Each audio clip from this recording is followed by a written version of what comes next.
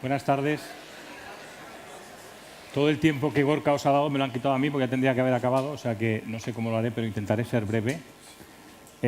Antes de nada, y como no os he visto a todos y es preceptivo, es día 2 de enero, os quiero desear a todos de corazón un feliz año 2018 lleno de retos, de éxitos profesionales y personales y sobre todo de salud y felicidad, que es lo que cuenta.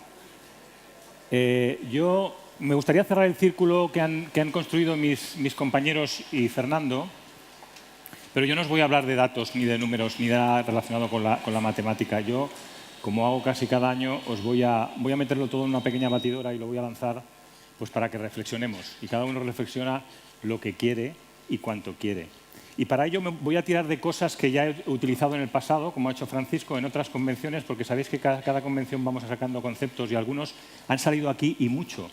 Será que son interesantes, pero además es que los necesito para hablaros del cuarto concepto de esta convención. Voy a tirar de 3 convenciones atrás. Si me coloco en el año 2015 y estábamos todos en Sevilla, si recordáis allí hablamos muchísimo de cambio. Fijaros, unos años después seguimos hablando de cambio. Un año después, en Sitges, en el 2016, hablábamos de actitud. Maravillosa palabra, pero que depende única y exclusivamente de nosotros. Y el año pasado, mañana un año, hablábamos de compromiso. Esas 3 palabras, esos 3 conceptos que dependen muchísimo de nosotros, son muy necesarios para algo de lo que os quiero hablar hoy. Y os quiero hablar de esto, de algo que Fernando ha mencionado muchísimo, pero que todos mis compañeros han mencionado también muchísimo, de evolución. Y para ello voy a contaros 2 historias. Y luego las vamos a intentar relacionar con la vida de Lírico, pero voy a contar 2 historias. Una está relacionada con quién evoluciona y otra está relacionada con cómo se puede evolucionar. La primera me vais a permitir porque me voy a ir pero mucho tiempo atrás y os voy a contar una historia de hace unos 30.000 o 40.000 años. Y en esa época, en esos 10.000 años, resulta que había 2 especies en lo que hoy es Europa y Asia, en el continente euroasiático, 2 especies que coincidían. Yo a la historia la he llamado Cromañón versus Neandertal o Neandertal versus Cromañón, me da igual. Y he puesto esta foto para un poco lanzaron la imagen. La verdad es que hace 40.000 años nadie le sacó una foto y no he encontrado ninguna mejor. Pero lo que sí que trato de demostrar con esto es que había 2 especies totalmente diferentes. Y para cargarme la historia de entrada voy a hacer un spoiler, como se llama ahora, y os voy a decir el final de la historia. El final es que una de las 2 desapareció totalmente de la faz de la Tierra. Se extinguió, literalmente. Permitidme que os diga algunas características o algunos atributos de cada una de las especies. Si hablamos del Neandertal, siempre lo pronuncio mal, Neandertal, era muy robusto, tenía una osamenta enorme, un esqueleto grande, tenía unos músculos súper desarrollados, fuertes, tenía una capacidad craneal incluso superior a la que tenemos el ser humano actual. Sabéis muy bien que la capacidad craneal está relacionada con el peso y con la dimensión del cerebro y, por tanto, con la inteligencia. De hecho, está estudiado que es la primera especie inteligente que existió en nuestro planeta. Además, se relacionaba, hablan de que tenía un lenguaje propio ya e incluso tenía sentimientos. Es la primera especie que se conoce que enterraba a sus muertos para que no los devoraran las alimañas en las mismas cuevas en las que vivía. Y por contra estaba el cromañón. El cromañón no era tan fuerte, era también fuerte, pero no lo era tanto, tenía menos capacidad craneal, también era una especie inteligente, también se relacionaba, pero era mucho más débil. Bueno, con estas pistas supongo que es fácil saber quién evolucionó y quién desapareció. Hemos ido todos al cole y nos acordamos algunos de que el cromañón es nuestro antecesor, del que luego salió el Homo sapiens y hemos llegado a evolucionar hasta ahora. Es decir, el pretendidamente más fuerte y el pretendidamente más duro y el pretendidamente más inteligente y el que además tenía una diferencia sustancial con el otro porque uno llevaba casi 200.000 años ya en Eurasia y el cromañón había venido de África, acababa de llegar a su entorno, desapareció, se extinguió. Bueno, pues los paleontólogos, cuando empezaron a estudiar este tema, barajaron diversas posibilidades. La primera era que fue un exterminio de una especie contra la otra. cosa que se sostiene bastante mal porque resulta que el garrotazo de un Neandertal es 6 veces más fuerte que el garrotazo de un Cromañón. Por lo tanto, esta la descartaron muy prontito. Luego hablaron también de, bueno, se han pasado enfermedades, virus y tal, pero las investigaciones de los restos que se encuentran demuestran que no es exactamente así. Al final, todos, aunque todavía están estudiando algunas cosas, pero todos han acordado que hay un motivo principal por el cual el Neandertal se extinguió. Y es algo tan sencillo como que no fue capaz de adaptarse a los cambios y, por lo tanto, no evolucionó. Y diréis, joder, este tío, en el año 15 me cuenta algo de unos monos que hacían siempre así, ahora me habla de unos monos, esto es muy viejo, esto no cuadra con el actual. Bueno, yo os voy a lanzar un juego antes de pasar a la segunda historia, porque lo que quiero es que reflexionéis vosotros, y es que cojáis, y lo siento, Francisco, cojáis y donde pone Neandertal coloquéis Nokia, donde pone Cromañón coloquéis iPhone, y donde pone evolución del ser humano coloquéis evolución de la telefonía móvil.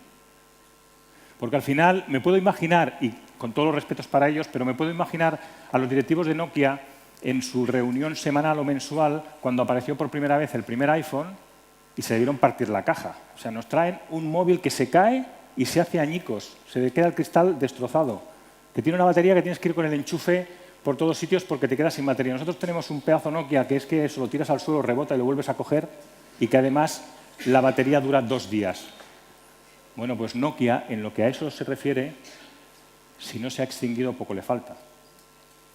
El mensaje al final, chicos, es, si no observamos al mercado, si no observamos lo que viene y si no observamos lo que piden nuestros clientes, pues nos puede pasar lo que le ha pasado al Neandertal. ¿Sabéis cuál es la diferencia, según los paleontólogos, lo que sí tenía el Cromañón que no tenía la otra especie? Pues una cosa tan sencilla como que vivía en el mundo de otra manera. Eran capaces de establecer relaciones. Fernando nos ha hablado de establecer relaciones en algo muy actual y muy moderno, pero ellos eran capaces de establecer relaciones, eran capaces de anticipar los resultados y anticipar los cambios, eran mucho más dinámicos y se movían mucho más, y entonces anticiparon cambios, alguno bastante importante, como la última glaciación que se cargó a los otros. Mensaje: el que no evoluciona puede que se quede en el camino. Nosotros no estamos hablando de extinguirnos, pero Lireco es líder. Y tiene que seguir siéndolo. Y detrás viene mucha gente. Vienen los nuevos, que era el Cromañón, que vienen de África y no se enteran de nada. Nosotros llevamos aquí 300.000 años. Aquí siempre se ha hecho así. Y desaparecieron. Bien, me voy a la segunda historia. Y os he hablado un poquito de quién evoluciona. Ahora os quiero hablar un poco de cómo evoluciona. Y me voy a mover adelante en el tiempo para no contar algo tan atrasado. Vamos a colocarnos en Japón. Y nos vamos a colocar un poquito menos de un siglo atrás, en el entorno de la Segunda Guerra Mundial. Supongo que todos, cuando nos hablan de una empresa japonesa, pues reconocemos, joder, una empresa con calidad, con categoría, con un prestigio, están ahí. Eso no siempre fue así. De hecho, en los años 40, un poquito antes de la Segunda Guerra Mundial, las empresas japonesas estaban fatalmente gestionadas por sus mandos y sus managers, eran totalmente ineficaces e ineficientes y eran un verdadero desastre.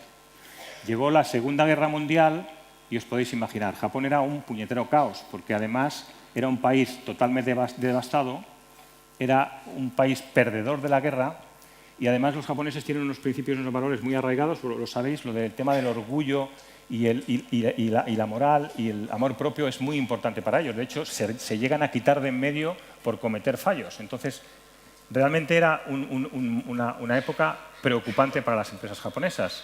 Y cuentan que lo que decidieron hacer es pedir ayuda a los americanos. Y entonces pusieron en marcha una serie de técnicas y de reuniones. Y yo os diría que las técnicas, para irme al final, las técnicas, todas casi, se podían resumir en esa frase que aparece ahí. Los pequeños esfuerzos constantes nos llevan a grandes resultados. Porque al final lo que hicieron no fue plantear un gran cambio drástico y terrible, que a lo mejor era lo que todo el mundo pensaba que había que hacer después de perder una guerra y de tener las empresas que no producían absolutamente nada.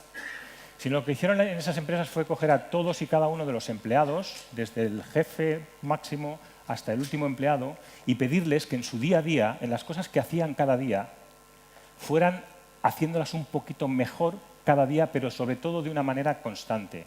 Que cogieran las cosas que más repiten y les fueran haciendo pequeños cambios de una manera constante, de forma que pudieran provocar un gran cambio.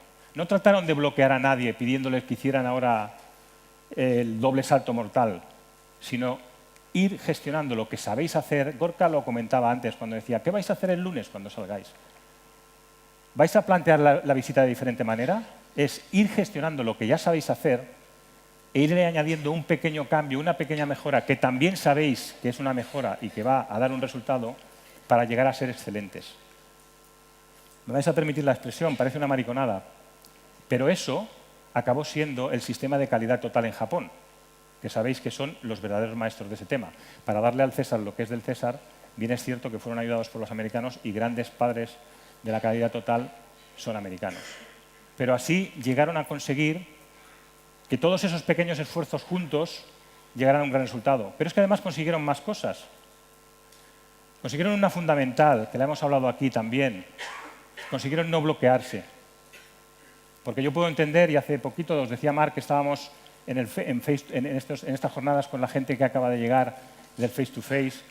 Cuando le preguntas a una persona que ha llegado nueva al IRECO cuál es su primera impresión, es buena.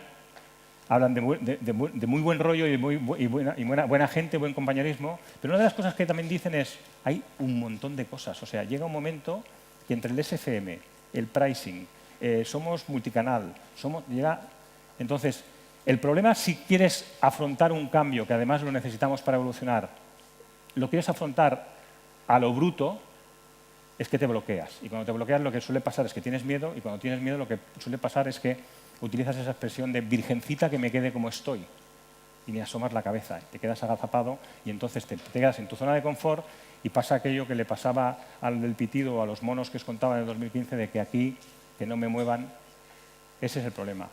Lo que hay que hacer es un tema que nos ha comentado Fernando, que ha aparecido en la última slide, que él no ha comentado el nombre, pero yo se lo compro porque me encantó en esa evolución. Lo que hay que hacer es lo que se conoce como morphing. Morphing, que es dar forma a las cosas de una manera paulatina. Ir haciendo, lo que dicen los ingleses, el fine tuning, pequeños ajustes día a día a las cosas que tú haces y por tanto tienes acceso a hacerlas, a ellas, para que vayan mejorando y consigan un gran cambio. En definitiva, lo que os estoy hablando es de que estoy seguro que se pueden hacer pequeños cambios cuando uno sale a la calle y con la herramienta de segmentación sabe dónde tiene que poner el foco y qué cosa puede hacer para mejorar el nicho de mercado en el que le ha tocado trabajar. O cuando uno sabe que tiene otras nuevas familias o categorías que a lo mejor nos interesan más que algunas que están mucho más apalancadas aquí, que no son más cómodas trabajar. O cuando alguno, como decía Francisco y decían muchos de mis compañeros, sabe, porque sabemos, porque sois vendedores y lo hacéis muy bien además, sabe que hay que ser un poquito más, hay que practicar un poco más la venta consultiva, la venta colaborativa y escuchar mucho más al cliente para saber lo que necesita y entonces le daremos lo que quiere y no le llevaremos nuestro libro, que muchas veces lo que hacemos es darle nuestro libro y a él no le interesa. En definitiva, seguro que todos sabemos que haciendo pequeños cambios cada día podemos pasar de vender producto a vender solución. Y eso es lo que provoca evolución, eso es lo que provoca cambio. Y ese es un poquito el mensaje, resumen de mi ponencia. Yo, para acabar, con una frase que ahora ya no las bajo de internet, el año pasado os hablé de un amigo, hoy se la he robado a otro que me dijo hace algún tiempo, dice, mira, esto de evolucionar no es obligatorio, ¿eh? Dice, ahora, sobrevivir tampoco. Entonces tú puedes decidir lo que haces. Yo te recomendaría evolucionar y sobrevivir. Y yo, mis queridos colegas, os recomiendo evolucionar y sobrevivir en esta complicada situación que estamos, en esta complicada, por lo menos, de cara a la empresa, situación que estamos viviendo. Eso es todo. Muchísimas gracias.